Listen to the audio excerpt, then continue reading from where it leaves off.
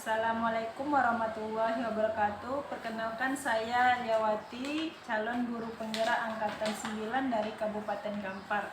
Pada kesempatan kali ini saya melakukan tugas aksi nyata modul 2.3 tentang supervisi akademik.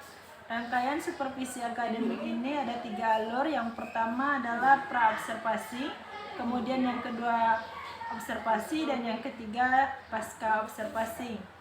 Nah, untuk hari ini saya melaksanakan alur yang pertama, yaitu pra-observasi.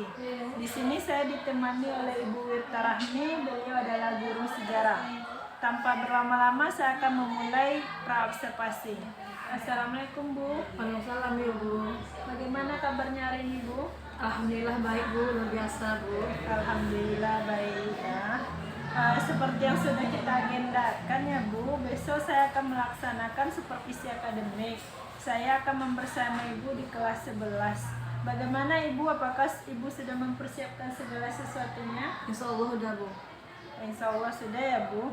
Oke, yang pertama, tujuan pembelajaran yang ingin Ibu capai dari kegiatan besok itu apa ya Bu? Baiklah Bu, tujuan pembelajaran yang akan saya capai pada pembelajaran selanjutnya yaitu pertama, dengan kegiatan pengamatan melalui literasi digital, peserta didik mampu menganalisis proses proklamasi kemerdekaan Republik Indonesia. Yang kedua, dengan kegiatan diskusi dan pengamatan melalui literasi digital, peserta didik mampu mengidentifikasi penyebaran berita proklamasi kemerdekaan Indonesia dari berbagai sumber dan dengan cermat. Yang ketiga, pendidik memastikan bahwa peserta didik memahami tugas masing-masing individu dalam merancang proyek laporan sederhana dalam bentuk tabel analisis. Dan yang terakhir itu peserta didik mampu membuat desain poster ataupun infografis terkait materi yaitu penyebaran berita proklamasi dan proklamasi kemerdekaan Indonesia itu Bu. Oke Bu, jadi tujuan pembelajaran Ibu ada 4 ya. Iya. Yang pertama, melakukan pengamatan dengan literasi digital, peserta didik mampu menganalisis. Kemudian peserta didik ini mampu mengidentifikasi penyebaran berita proklamasi kemerdekaan. Yang ketiga itu merancang proyek dengan laporan sederhana bentuk LKPD. Dan yang terakhir itu membuat desain produk ya Bu. Oke Bu, dari tujuan pembelajaran Ibu itu kira-kira apa yang akan Ibu kembangkan Bu? Saya ingin mengembangkan skill atau kemampuan saya dalam menerapkan pembelajaran di sini khususnya proyek ya Bu. Proyek saya itu desain poster terkait materi yang saya sampaikan yaitu proklamasi kemerdekaan Indonesia serta penyebar luasan berita proklamasi. Nah, di sini saya ingin siswa juga mampu membuat karya berupa poster tersebut dalam yang mendesain melalui Canva edukasi. Nah, nanti akan dipaparkan di kelas itu Bu. Melalui yang diawali melalui lembar kerja atau LKPD dulu nanti sebelum dikomunikasikan. Oh, bagus sekali Ibu. Jadi anak merasa pelajaran ini sangat bagus dan dekat dengan kehidupannya Bu.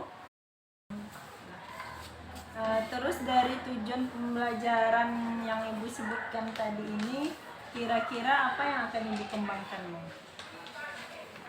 Nah, yang aku kembangkan dari tujuan belajar saya, yang pertama saya ingin siswa atau peserta didik mampu dalam membuat desain poster terkait materi proklamasi kemerdekaan Republik Indonesia serta desain poster terkait materi penyebar luasan berita proklamasi. Baik Ibu. Di sini Ibu akan mengembangkan skill anak untuk dalam membuat poster ya Bu, membuat poster. Jadi anak merasa ini tidak hanya mempelajari sejarah, tetapi ini ada juga dengan berhubungan dengan seni ya. Bagus sekali ya Bu. Lalu untuk mencapai strateginya apa yang akan Ibu lakukan besok? Nah, strategi yang akan saya lakukan dalam pembelajaran ini yang pertama yaitu saya akan membentuk kelompok diskusi Bu. Kelompok diskusi.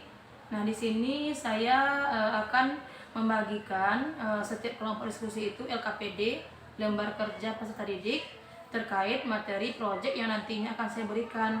Nah, jadi setelah kelompok dibagikan tadi, materi dibagikan ke kelompok diskusi, saya akan menuntun siswa dalam pengisian proyek tersebut, mulai dari pengumpulan data sampai mendapatkan hasil dari proyek tersebut. Nah, setelah proyek tersebut selesai, maka saya akan minta perwakilan dari peserta didik untuk mempresentasikan proyek poster yang telah mereka buat itu ditampilkan di depan kelas, Bu. Oh, baik. Jadi didiskusikan bersama gitu. Oh iya. Oh, baik. Jadi strateginya ada strategi yaitu membentuk kelompok diskusi ya, Bu. Iya, Bu. Jadi model pembelajarannya ada yang lain, Bu? Oh iya, model pembelajaran yang saya gunakan dalam pembelajaran ini itu PJBL, Bu. Itu Project Based Learning, di mana di sini saya akan meminta siswa untuk membuat proyek itu berupa desain poster terkait materi proyeknya berbeda ya. Misalnya kelompok 1 desain posternya terkait materi proklamasi kemerdekaan RI, sementara kelompok 2 itu proyek tentang penyebar luasan berita proklamasi kemerdekaan RI itu, Bu. Baik, Ibu, strateginya bagus sekali. Jadi apakah ada kendala, Ibu, untuk pelaksanaan besok? Oh, masalah kendala, Bu, tentu ada ya, Bu, kendala dalam setiap pembelajaran kita, terutama, Bu, di sini saya terkendala dengan jaringan karena di sini memang sekolah saya itu di pinggir jalan raya.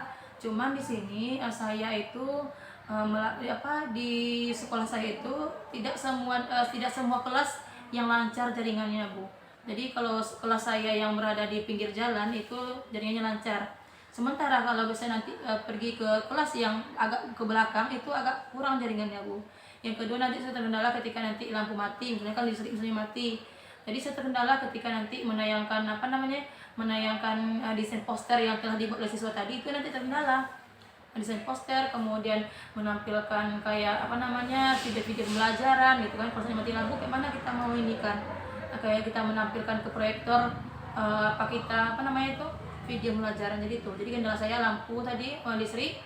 Yang kedua, jaringan yang kurang stabil. Oh, baik, Ibu. Jadi kendalanya yang pertama jaringan, terus listrik yang kurang stabil. Nanti mana tahu lagi mempresentasikan listriknya mati ya, Bu ya. Iya. Lalu kira-kira dari Ibu sendiri bagaimana Ibu mengatasi kendalanya? Apa yang akan Ibu lakukan?